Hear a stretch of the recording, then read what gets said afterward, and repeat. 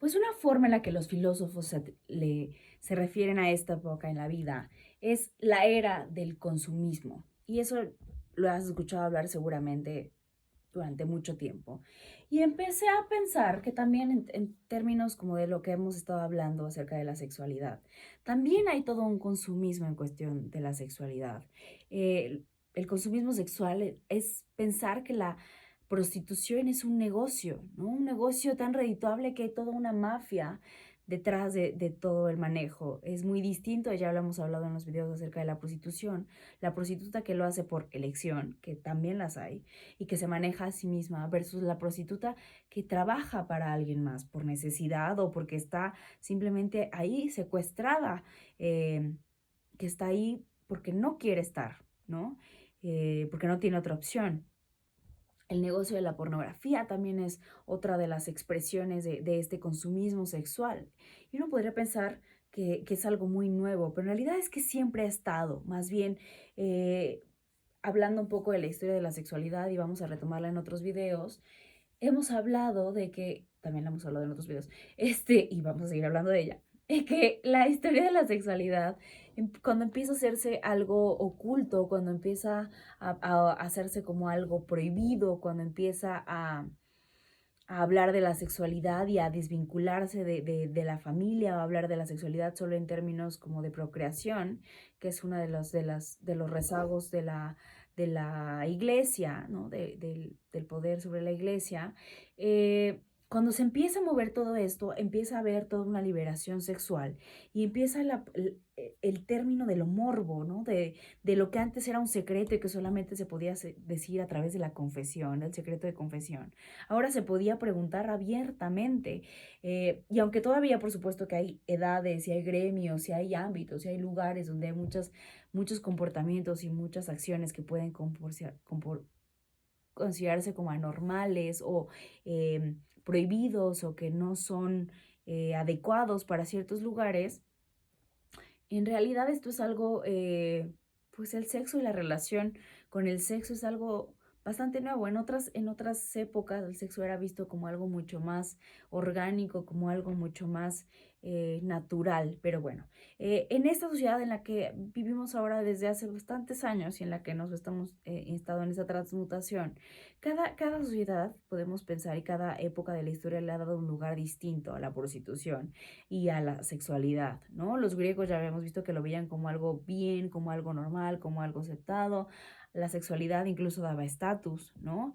Los egipcios pues se vestían de una forma tan holgada porque el clima lo permitía, entonces no había como este rollo de, ay, cúbrete porque entonces, las mujeres tienen que cubrir o los hombres tienen que cubrir, era como, hace calor, por favor, entre menos ropa uses mejor, si no te vas a morir, o sea, una cuestión como de mucha libertad sexual también, ¿no? O sea, como que podemos pensar que la relación con la sexualidad también tiene que ver mucho, no solamente con el ambiente y el contexto histórico, sino con el contexto también ambiental, ecológico, ¿no? Mientras que en el Renacimiento, pues no es nada nuevo ni nada distinto pensarse que había una doble moral, ¿no? En la iglesia marcando como todos los actos públicos, mientras que en lo privado estaban los burdeles, toda la vida nocturna, que también eso generó muchísima violencia en toda esta época, ¿no?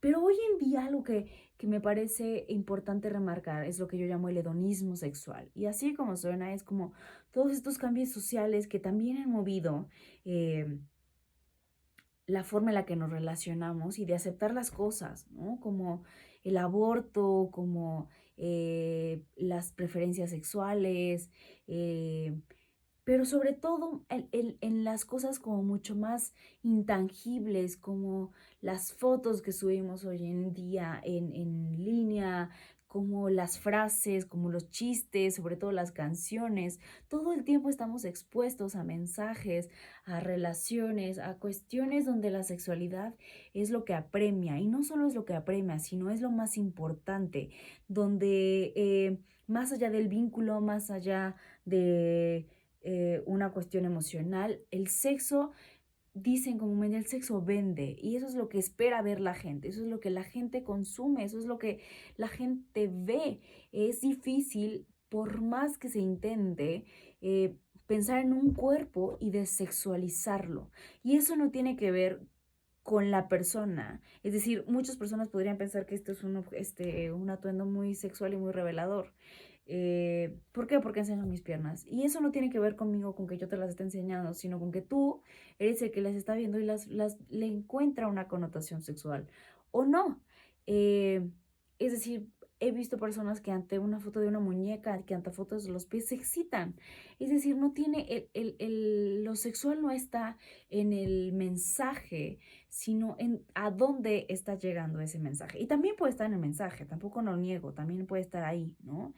Pero es chistoso porque, y me parece como paradójico, entre más expuesto está el sexo y más normalizado está el sexo, más dudas, más preguntas y más riesgo también hay sobre el mismo. eh, los chicos hoy crecen con mucha desinformación a través de la sexualidad o con mucha sobreinformación, pero no necesariamente información verídica de lo que es. Entonces, son chicos que hoy en día se cuidan mucho de no transmitir enfermedades sexuales, pero que sigue habiendo como toda esta desinformación de lo que implica la sexualidad y no la sexualidad como el coito y como la relación sexual, sino todo lo que implica realmente la sexualidad, lo que es eh, el vínculo sexual contigo y con el otro. Y entonces, por qué ahora es más un negocio que antes? Y yo creo que principalmente porque hoy es más normalizado, porque al mismo tiempo, como te digo, como es algo tan expuesto, sigue siendo algo bastante secreto.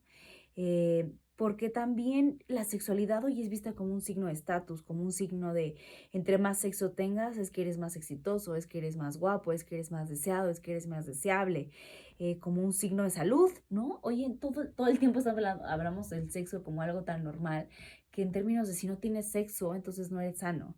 Hay una sobrevalorización y sobrecarga en lo sexual, ¿no? Por ahí me gusta mucho pensar en esto que hablaban los budistas, y es que la verdadera trascendencia está más allá del sexo, más allá de lo corpóreo. Por ejemplo, se ha perdido toda esa cuestión que era muy linda, pensada como en las religiones, que en las religiones al principio lo que se hacía era que se guardaba el celibato y no como una cuestión de voy a serle fiel a Dios, sino porque había toda una connotación de lo energético puesto en la creatividad, que se perdió con los años, ¿no? Se pensó más como una cuestión de votos de castidad. Pero bueno, tenía que ver más con una cuestión energética. Y también creo que es importante mencionar que no solo tiene que ver con los hombres, sino con las mujeres, como con esta idea que a mí se me hace bastante absurda de que las mujeres, por quererse mover del lugar de no soy la mujer que se somete, ahora soy la mujer que somete al otro, se posiciona en un lugar donde abusa.